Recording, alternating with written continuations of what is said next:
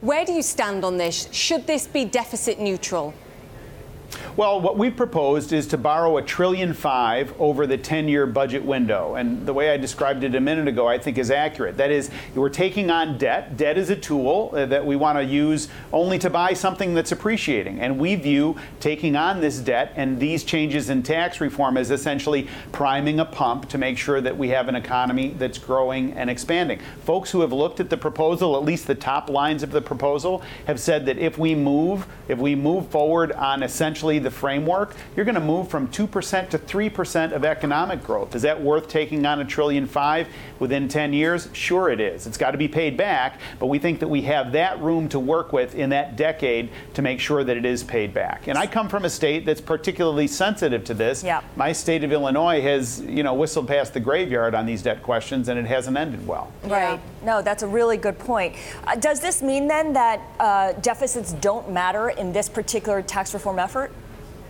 No, they do matter, and I think what we're trying to do is to find a common ground. And look, there are some folks that say any tax cut is a great thing and don't worry about its impact on the debt, and there's some people that say any amount of debt is completely intolerable. And what we're trying to do is say, look, let's find some middle ground here, and let's recognize that we get something that is, you get a robust, dynamic economy that is moving again, and is, we move to it, we get these rates low, you get middle income tax relief, and there's a buoyancy all around. Let's chase that and let's pursue that. We've got to shed sort of some of these arguments on both ends of this, kind of the outer edge of the economic debate, and find the common ground, because there's an urgency to this tax debate. You get it based on the sense that you have of the urgency is palpable. All of those reporters that were covering the president a moment ago, there's an expectation that this gets done. It's cooked into the marketplace, and we simply have to accomplish this goal. And there's an urgency in your state in particular as far as the state and local tax deductions are concerned, Congressman.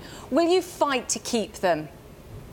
So there's no way to approach fundamental tax reform and not make fundamental changes to the tax code. So the notion that things don't change means it's self-defeating at the very beginning. But said another way, I represent a constituency that pays high property taxes and high income taxes comparatively. So I'm making sure that the tax reform debate simply does not mean a redistribution of the tax liability from one end of the country to my end of the country. So Illinois, New Jersey, New York, California, all are high tax jurisdictions. And so what we're looking for is kind of a soft landing on this.